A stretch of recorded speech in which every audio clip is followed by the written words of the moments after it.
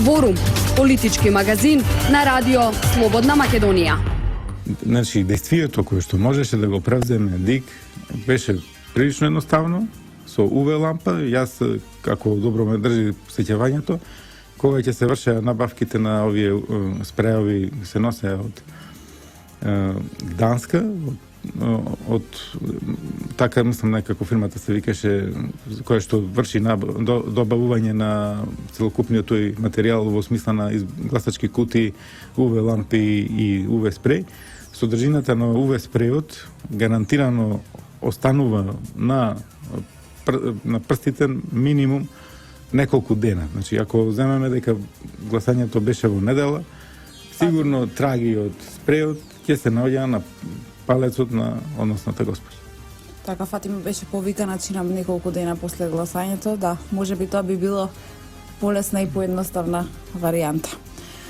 Би се навратила повторно на Управниот суд. Излезе во јавноста една одлука која Управниот суд ја донел во 2013 година, која се однесува токму на еден ваков случај, каде што Управниот суд вели дека во ваков случај е повредено личното избирачко право на гласачот и дека заради еден од тој глас не може да се поништи гласањето во цело избирачко место.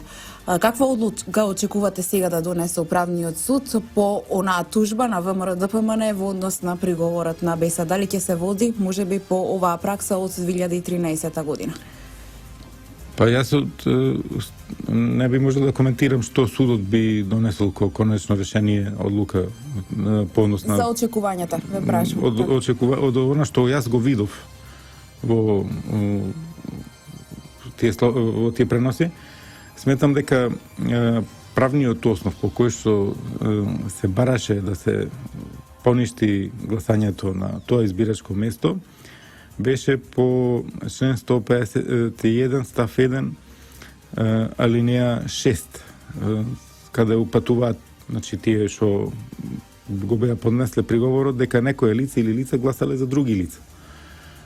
Ова одредба од изборниот законник упатува, значи ако ја прочитате повнимателно, упатува на ситуации како што ја кажав претходно.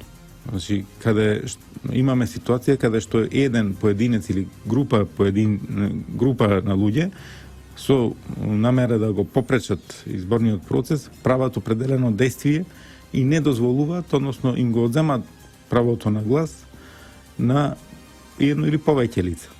Овде имаме ситуација каде што е поединечен случај. Ако некој не прати од слушателите кој што бил на кутија на избирачко место, ќе се и по овие избори или претходно, ќе сигурно е бил сведок на ситуација каде што некој гласач претходно дошол по грешка, посебно порано како што беа непрегледни избирачките списоци, често се случуваше некој со поголем подпис па да земе да се подпише по-на широко, па да земе дел од просторот на соседниот гласач и при гласањето на другиот гласач да тој неприметно замине во соседниот простор. Обично добро обучени избирачки одбори тоа веднаш на лице место го утврдува, правеа забелешка соодветно и немаше никакви проблеми во однос на таквите ситуации. Сега овде во оваа ситуација сметам дека Управниот суд би бил на висината на својата